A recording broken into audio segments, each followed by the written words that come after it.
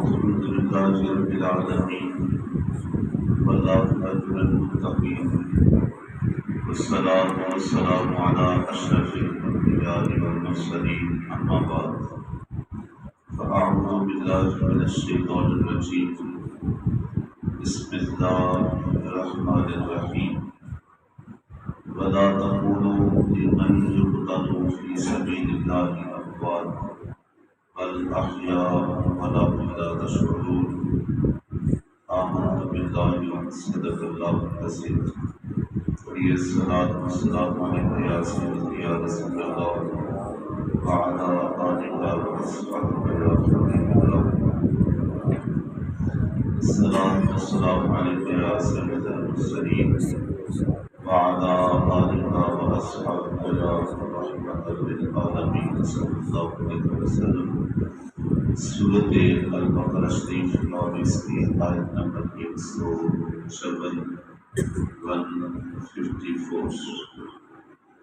پارہ نمبر 2 اور اس کا رکن نمبر 3.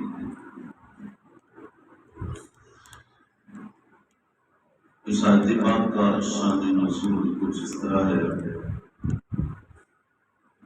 کہ اسلام کا وہ عظیم پہلا غزوہ، پہلی جنگ، پہلی معرکہ آرائی غزوہ بدر کے اندر 70 کفار مارے گئے اور 14 شہداء ہوئے. کچھ لوگوں نے ان شہیدوں کے متعلق عجیب سی باتیں کی کہ یہ لوگ اپنی جان سے گئے، کیا فائدہ ہوا، اور یہ لوگ اگر مار کاروائی کے لیے نہ نکلتے تو ان کی جان بچ سکتی تھی. طرح طرح کی باتیں کی. جب ان لوگوں نے شہداء کے متعلق ایسی بات کی کہ وہ اپنی جان سے گئے اور اپنے آپ کو انہوں نے ضائع کر لیا، اس طرح کی جب بات کی تو اس وقت اللہ رب العزت نے جبریل امین کو یہ آیت مبارکہ دے کر محبوب کے پاس بھیجا اور حکم کیا آیا وَلَا تَقُولُوا لِمَن يُقْتَلُ فِي سَبِيلِ اللَّهِ أَمْوَاتٌ بَلْ أَحْيَاءٌ وَلَكِنْ لَا تَشْعُرُونَ. اور جو اللہ کی راہ میں مارے جائیں انہیں مردہ نہ کہو بلکہ وہ زندہ ہیں، ہاں تمہیں خبر نہیں. اللہ رب العزت نے حکماً ارشاد فرمایا کہ جو اللہ کی راہ میں شہید ہو جائے، اللہ کی راہ میں اپنی جان کو قربان کر دے تو وَلَا تَقُولُوا لِمَن يُقْتَلُ فِي سَبِيلِ اللَّهِ أَمْوَاتٌ، اسے مردہ نہیں کہنا. اللہ رب العزت نے انہیں مردہ کہنے سے منع فرما دیا. مالک پھر وہ کیا ہے؟ اگلے لفظ میں اس کا جواب بھی دے دیا کہ تم مردہ نہ کہو. مولا کیا ہیں؟ بل احیاء، فرمایا وہ تو زندہ ہے. اور کتنی عظیم زندگی میں چلے گئے ہیں وہ، وَلَٰكِن لَا تَشْعُرُونَ، تمہیں اس کا شعور ہی نہیں. اچھا، یہاں اللہ رب العزت نے کہا کہ انہیں مردہ نہ کہو. دیکھیں کسی بھی بات سے منع 3 وجہ سے کیا جاتا ہے کہ یہ بات نہیں کہنی. اس میں پہلی وجہ یہ ہوتی ہے کہ وہ بات ٹھیک ہو لیکن ہو راز کی، تو وہاں فرمایا جاتا ہے کہ یہ بات نہیں کہنی. عموماً آپ نے لوگوں کے اندر بھی یہ بات دیکھی ہوگی، کچھ ایسی خاص باتیں ہوتی ہیں جو خاص کے اندر ہی رکھی جاتی ہیں، تو وہاں بات بالکل ٹھیک ہوتی ہے، اس میں غلطی نہیں ہوتی یا غلط بات نہیں ہوتی، لیکن ہوتی راز کی ہے کہ وہ ہر ایک کے لیے عیاں نہیں کی جا سکتی، اس لیے بہت ساری باتیں راز میں رکھی جاتی ہیں. جیسے سورۃ النجم کی آیت نمبر 10 کے اندر فرمایا فَأَوْحَى إِلَىٰ عَبْدِهِ مَا أَوْحَى، جو اللہ نے اپنے محبوب کی طرف وحی خاص کی، پیغام خاص دیا، وہ اسی کے ساتھ مخصوص ہے۔ یا یوں کہیے قرآن مقدس کے اندر کچھ ایسے الفاظ ہیں جس کو حروف مقطعات کہا جاتا ہے، جیسے الف لام میم صاد کاف ہا یا عین صاد، یہ حامیم یاسین، یہ حروف مقطعات ہیں۔ اب یہ اتنے عظیم لفظ ہیں، مقدس لفظ ہیں، بابرکت لفظ ہیں، قرآن مقدس کا حصہ ہیں، لیکن آج تک ان کے کوئی ترجمے کو نہیں لکھ سکا، بلکہ ہر ترجمہ لکھنے والے نے جہاں کی قلم روک دی اور کہا کہ یہ وہ کلمات ہیں کہ جن کا ترجمہ، جن کا مفہوم یا خدا جانتا ہے یا اس کا مصطفیٰ جانتا ہے۔ یہ ان دونوں کے درمیان راز ہے، حکمت ہے، یعنی یہ وہ خاص باتیں ہیں جو ہر ایک کے لیے نہیں ہیں، جو خاص بات خاصوں کے اندر ہی ہیں۔ تو اس لیے فرمایا کہ پہلی وجہ تو یہ ہوتی ہے کسی بھی بات کے نہ کہنے سے یا کہنے سے منع کرنے کی، کہ وہ بات تو ٹھیک ہے لیکن ہے راز کی، وہ نہیں کی جا سکتی۔ اور دوسری وہ وجہ ہوتی ہے کہ بات تو ٹھیک ہوتی ہے لیکن اس میں ہوتی بے ادبی، بات ٹھیک ہے لیکن ہوتی بے ادبی۔ جیسے دیکھیں، صحت بھی اللہ کی طرف سے ہے تو بیماری بھی اللہ کی طرف سے ہے۔ اب بندہ کہے کہ جی اللہ تو نے مجھے بیمار کیا، تو نے مجھے کمزور کیا، لاغر کیا، یہ کیا وہ کیا، تو یہ بے ادبی کی باتیں ہیں۔ میں نے کل یا پرسوں کی بات ہے شاید، کہ اللہ کے نبی حضرت ابراہیم علیہ السلام نے تعلیمات میں اپنی ملت کو، آنے والی ذریت کو جو پیغام دیا ہے وہ کیا تھا؟ وَإِذَا مَرِضْتُ فَهُوَ يَشْفِينِ، مرض کو اپنی طرف منسوب کیا اور شفا کو اللہ کی طرف منسوب کیا، کہ جب میں بیمار ہوا تو اللہ نے مجھے شفا بخشی۔ یعنی کمزوری جو نفس ہے، جو عیب ہے، اس کو اپنی طرف نسبت دی اور شفا کو اس کی طرف نسبت دی۔ تو بات بعض اوقات ٹھیک ہوتی ہے لیکن کہنا بے ادبی ہوتی ہے۔ یا یوں کہیے سورۃ البقرہ شریف کے اندر 104 کے اندر اللہ رب العزت نے فرمایا یا ایھا الذین آمنوا لا تقولوا راعنا، ایمان والو نہ کہو تم رائنا۔ چونکہ حضور علیہ الصلوۃ والتسلیم کے اصحاب حضور کی بارگاہ میں کہا کرتے تھے کہ راعنا، حضور ہماری رعایت فرمائیں، لیکن کچھ ایسے بدبخت تھے، کچھ منافق ایسے تھے، کفار ایسے تھے جنہوں نے اس لفظ کے پردے میں حضور علیہ الصلوۃ والتسلیم کی بے ادبی کرنا چاہی، وہ اسی لفظ کو ذرا کھینچ کے پڑھتے تھے راعینا، اس کا معنی بدل جاتا کہ ہمارا چرواہا، معذلہ۔ تو اس لفظ، حالانکہ حضور علیہ الصلوۃ والتسلیم بکریاں بھی چرایا کرتے تھے، حضور علیہ الصلوۃ والتسلیم نے بکریاں چرائی ہیں، بکریاں چرانا، بکریوں کا دودھ پینا یہ سنت رسول ہے، لیکن کہنے والا کوئی یہ کہے کہ ہمارے چرواہا حضور علیہ الصلوۃ والتسلیم نے حالانکہ بکریاں چرائی ہیں، لیکن امت کا کوئی فرد یہ بات کہے چرواہے کے طور پر، یہ انتہائی گستاخی ہے، بے ادبی ہے۔ یعنی بات ٹھیک ہے لیکن کہنا بے ادبی ہے۔ اللہ رب العزت نے وہاں حکم ارشاد فرمایا کہ لا تقولوا راعنا، جس لفظ کے پردے میں میرے محبوب کی بارگاہ میں گستاخی ہو وہ لفظ ہی کہنا چھوڑ دو۔ مالک کیا کہیں پھر؟ فرمایا وقولوا انظرنا، میرے محبوب کی بارگاہ میں آیا کرو تو راعنا لفظ ہی کہنا چھوڑ دو، میرے محبوب کی بارگاہ میں آ کے کہا کرو انظرنا، حضور ہماری طرف نظر کرم فرمائیے۔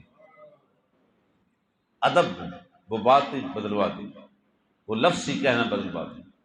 تو دوسرا مقام یہ ہوتا ہے کہ بات ٹھیک ہو لیکن کہنا بے ادبی ہو۔ تیسرا مقام وہ ہوتا ہے کہ بات بھی غلط ہو اور کہنا بھی غلط ہو۔ پہلے دو مقامات میں بات ٹھیک ہو لیکن ہو راز کی، وہاں نہیں کہنی، یا بات ٹھیک ہو لیکن کہنا بے ادبی ہو، اس لفظ کے پردے میں بے ادبی کی گنجائش ہو، وہ نہیں کہنی۔ لیکن تیسری وہ وجہ ہے کہ جہاں پہ بات بھی غلط ہو اور کہنا بھی غلط ہو، جیسے قرآن مقدس میں سورۃ آل عمران کی 195 آیت کے اندر ہے کہ سورۃ نساء کی آیت نمبر 171 کے اندر ہے وَلَا تَقُولُوا ثَلَاثَةٌ۔ کچھ ایسے لوگ ہیں کہ جو 3 خداؤں کو مانتے ہیں۔ اب ایک سے زیادہ خدا ماننا بھی غلط ہے اور کہنا بھی غلط ہے۔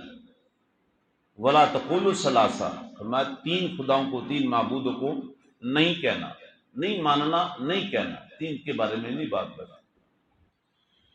تو اس آیت پاک کے اندر شہید کے بارے میں اللہ نے منع فرمایا ہے کہ حالانکہ وہ تمہارے سامنے شہید ہوا، اس کی جان چلی گئی، اس کا جسم مردہ حالت میں پڑا ہے، لیکن اللہ فرماتا ہے کہ جس نے اپنی سب سے قیمتی متاع، سب سے قیمتی چیز میرے نام پہ قربان کی ہے، اگرچہ اسے موت آ گئی ہے، اگرچہ اس کی قبر بن رہی ہے، اگرچہ اس کا جنازہ ہو رہا ہے، لیکن اللہ فرماتا ہے چونکہ میرے نام پہ قربان کی ہے، اور میرے نام پہ جو اپنی سب سے قیمتی متاع قربان کرے، اسے کوئی مردہ کہے یہ میری محبت گوارا نہیں کرتی، بات ٹھیک ہے کہ وہ مردہ ہو چکا ہے، لیکن اللہ فرماتا ہے میری محبت میں قربان ہوا ہے، اور میں لاج یہ رکھتا ہوں کہ اسے کائنات کے لیے حکم جاری کر دیتا ہوں کہ اسے مردہ نہیں کہنا، بل احیاء، بلکہ یہ زندہ ہے۔ میں نے مردہ کہنے سے منع کرنا۔ دیکھیں نا، ایک انسان کے پاس سب سے قیمتی متاع کیا ہے، سب سے قیمتی چیز کیا ہے؟ اس کی مثال آپ یوں سمجھے کہ اگر کوئی شخص کسی سفر پہ ہو اور راستے میں اگر خدا نخواستہ کوئی چور ڈاکو آپ کے مل جائیں، آگے سامنے آ جائیں، اور وہ کہیں کہ اپنا سب کچھ چھوڑ دے، اگر چھوڑتا نہیں مزاحمت کرے گا تو تجھے گولی مار دے گا، تو بندہ کیا فیصلہ کرتا ہے؟ بندہ کہتا ہے ایک طرف گاڑی ہے، ایک طرف میرے پاس مال و زر ہے، ایک طرف میرا موبائل ہے، میرے پاس پیسے ہیں، اور دوسری طرف میری جان ہے۔ تو سمجھدار کیا فیصلہ کرتا ہے؟ وہ کہتا ہے اس وقت ایک طرف جان ہے، ایک طرف گاڑی، پیسہ، سب کچھ ہے، لیکن دونوں میں زیادہ قیمتی جان ہے۔ بندہ کہتا ہے یہ سب کچھ لے لو لیکن میری جان چھوڑ دو۔ بندہ اس وقت فیصلہ کیا کرتا ہے کہ دونوں میں سے بھلے کتنی قیمتی گاڑی ہو، کتنا ہی اس کے پاس مال و زر ہو، لیکن وہ سب کچھ قربان کرتا ہے، تو بچاتا کیا ہے؟ جان کو، چونکہ اس کے نزدیک گاڑی سے زیادہ یہ قیمتی ہے، اس کے نزدیک مال و زر، پیسے سے زیادہ قیمتی جان ہے۔ تو جہاں کہیں یہ معاملہ آ جائے کہ اس کی جان ہو اور دوسری طرف محبت خدا اور رسول ہو، اللہ رسول کی محبت ہو اور دوسری طرف جان ہو، تو اس وقت بندہ اللہ رسول کی محبت کی خاطر جو سب سے قیمتی متاع تھی اس کے پاس، سب سے قیمتی چیز تھی، جب اس کو بھی وہ قربان کر دیتا ہے تو وہ تو لاجوال ہے۔ وہ فرماتا ہے کہ جس نے میری خاطر اپنا سب سے قیمتی متاع قربان کر دیا ہے، اور میں اب میں لاج رکھوں، امت کے لیے، حضور کی امت کے لیے حکم جاری کر دیا، وَلَا تَقُولُوا لِمَنْ يُقْتَلُ فِي سَبِيلِ اللَّهِ أَمْوَاتًا۔ تم نے دیکھا نہیں اس میرے بندے نے میری محبت میں میرے نام پہ اپنی جان تک قربان کر دی ہے، اب میرا حکم یہ ہے کہ اسے نہیں کہنا۔ مالک نے فرمائے بل جاؤن، یہ تو زندہ رکھو۔ ایک اور نام پہ سورہ آل عمران کی آیت نمبر 195 کے اندر فرمایا وَلَا تَحْسَبَنَّ الَّذِينَ قُتِلُوا فِي سَبِيلِ اللَّهِ أَمْوَاتًا۔ فرمایا کہنا تو دور کی بات ہے، اسے گمان بھی نہیں کرنا، سوچنا بھی نہیں یہ مردہ ہے، بل احیاء عند ربہم یرزقون، یہ اپنے رب کی بارگاہ میں زندہ بھی ہے اور اسے رزق بھی ملتا ہے، اسے رزق بھی ملتا ہے، یہ رزق بھی کھاتا بھی ہے، پیتا بھی ہے، یہ تو اتنا عظیم ہے۔ اور شہید کے بہت سارا، بڑا لمبا یہ چیپٹر ہے، بہت طویل یہ موضوع ہے۔ شہید 2 طرح کا ہوتا ہے، ایک ہے شہید فقہی، اور ایک ہے شہید حکمی۔ فقی یہ ہے کہ جس کو آپ دیکھیں کہ جس شخص نے اللہ کی راہ میں لڑتے لڑتے اپنی جان تک کو قربان کر دی ہے، باقاعدہ جام شہادت نوش کیا، یہ شہید فقی ہے، فقہ اسے شہید کہتی ہے۔ اور شہید حکمی یہ ہے کہ جو شخص بظاہر جنگ کے اندر تو نہیں اترا لیکن ظلمن مارا گیا، جیسے کسی کو کوئی ناحق قتل کر دے، بغیر وجہ سے اسے مار ڈالے، یا کوئی آگ میں جل کے وہ وفات پا جائے، یا کوئی پانی میں ڈوب کے مر جائے، اسی طرح کوئی دیوار کے نیچے آ جائے، تو یہ شہید حکمی ہے کہ بظاہر یہ دشمنوں کے ساتھ تو نہیں لڑے، مقابلہ تو نہیں کیا، لیکن حادثاتی موت میں چلے گئے، یا حکمن دوسرا ظلمن مارا گیا، ناحق قتل ہو گیا، ناحق کسی نے مار ڈالا، تو یہ بھی شہید کے زمرے میں آتے ہیں اور اسے شہید حکمی کہا جاتا ہے۔ بہت طویل بات ہے لیکن آخری باتیں سمجھیں۔ شہید کو جو اللہ نے مقام پھر عطا کیا ہے وہ کتنا عظیم ہے۔ سب سے خوبصورت بات اور سب سے عظیم اس کے لیے مقام یہ ہے کہ ساری کائنات کے اندر جتنے بھی اہل عمل ہیں، وہ نمازی ہیں، وہ روزہ دار ہیں، وہ حج کرنے والے ہیں، وہ زکوٰۃ دینے والے ہیں، وہ خیرات کرنے والے ہیں، نوافل پڑھنے والے ہیں، یہ سارے وہ لوگ ہیں کہ جو کل قیامت کے دن حساب و کتاب کے بعد جب جنت میں جائیں گے تو تب جا کے انہیں دیدار الہی نصیب ہوگا۔ لیکن شہید وہ عظیم شخص ہے کہ جب اس کی جان، اس کے جسم سے پہلا قطرہ، اس کے جسم سے زخمی ہونے کے بعد پہلا قطرہ زمین کی طرف نکلتا ہے، اس کے جسم سے نکل کر زمین کی طرف چلتا ہے، تو وہ قطرہ زمین تک بعد میں پہنچتا ہے، اس کو دیدار الہی پہلے نصیب ہو جاتا ہے۔ اور دوسرا بڑا فائدہ ہے، دوسرا بڑا اعزاز یہ ہے کہ یہ شخص جب اپنی جان کو سپرد کرتا ہے تو اس کی جان جسم سے جب الگ ہو رہی ہوتی ہے تو جسم سے جان بعد میں الگ ہوتی ہے، اللہ اس کے سارے گناہوں کو پہلے معاف فرما دیتا ہے۔ اور اس کا ایک مقام یہ بھی ہے کہ شہید کی روحیں پھر جنت کی پرواز کرتی ہیں، سب پرندوں کی طرح پھر جنت کی پرواز کرتی ہیں۔ اور شہید کا مقام یہ بھی ہے کہ قیامت کے دن جب جنت چلا جائے گا تو جنتیوں سے خود رب کہے گا کہ میری جنت میں آنے والا تمہاری تمنا باقی رہ گئی، کوئی آرزو باقی رہ گئی، کوئی چیز اور مانگتے ہو؟ تو شہداء جو ہیں وہ کہیں گے مالک اگر ہماری مرضی پوچھی ہے تو ہم چاہتے ہیں کہ ہمیں دنیا میں دوبارہ بھیج دے۔ دیکھیں آج ہر کوئی عمل اس لیے کرتا ہے کہ مجھے جنت مل جائے، نمازی نماز پڑھتا ہے، روزہ دار روزہ رکھتا ہے، حج کرنے والا حج کرتا ہے، زکوٰۃ دینے والا زکوٰۃ دیتا ہے، اور طلب جنت ہوتی ہے کہ مالک کامیاب کر دینا، جنت نصیب فرما دینا۔ آج ہر مردے، ہر جانے والے کے لیے، ہر مرحوم کے لیے ہم جنت کی دعا کرتے ہیں، اللہ اسے جنت الفردوس میں اعلیٰ مقام دے دے۔ تو جنت کی طلب رکھتے ہیں، جنت کی چاہت رکھتے ہیں، جنت کی آرزو رکھتے ہیں، لیکن جنت کے اندر پہنچ کے شہداء کہیں گے مالک ہمیں دوبارہ دنیا میں بھیج دے، تو بڑی حیرانگی سے باقی جنتی بھی پوچھیں گے تمہیں کیا ہو گیا جنت میں آ کے پھر دنیا مانگ رہے ہو؟ کہاں دنیا، کہاں جنت، کہاں دنیا، کہاں جنت کے مقام؟ تو تم نے دنیا پھر مانگ رہے ہو؟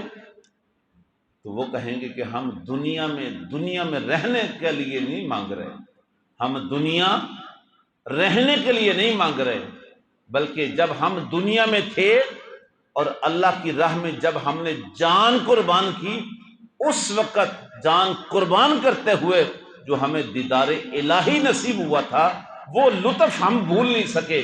ہم چاہتے ہیں دنیا میں جائیں، پھر سر کو کٹائیں، پھر جام شہادت نوش کریں اور وہی دیدار الہی کا مزہ دوبارہ سے پائیں، وہی لطف دوبارہ لیں، وہی ذائقہ دوبارہ لیں۔ ہم تو وہی دوبارہ لطف کے لیے جانا چاہتے ہیں، ہم وہاں پہ رہنے کے لیے نہیں جانا چاہتے۔ اور آخری بات میرے بھائی، شہید وہ ہے کہ جو 70 لوگوں کی شفاعت کرے گا، اور اللہ اس کی شفاعت کو قبول کر کے 70 خاندان کے لوگوں کو جنت کا حقدار بنا دے گا۔ ایسے نہیں کہ حضور علیہ الصلوۃ والتسلیم کے اصحاب اور حضور کی امت میں بہت سارے ایسے لوگ ہیں کہ جو جامع شہادت نوش کرتے ہیں تو پھر ہر ایک کی تمنا یہ ہوتی ہے اللہ یہ موت ہمیں بھی نصیب فرما۔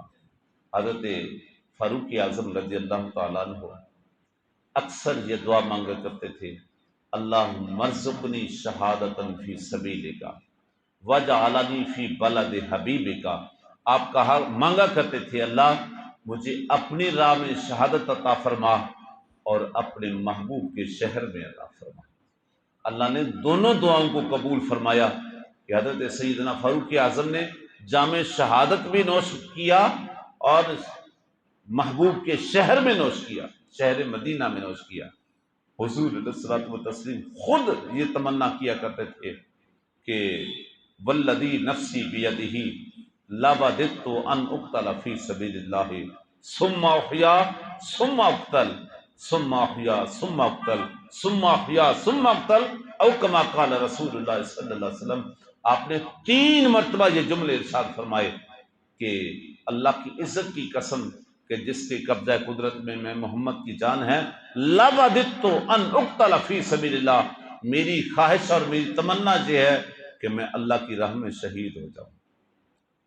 ثم احیا، پھر اللہ مجھے زندگی عطا فرمائے، ثم اقتل، پھر میں اسی کی راہ میں قربان ہو جاؤں، ثم احیا، پھر زندگی مل جائے، ثم اقتل، پھر اسی کی راہ میں قربان ہو جاؤں۔ تو شہادت ایک مقام ہے، شہادت ایک مرتبہ ہے۔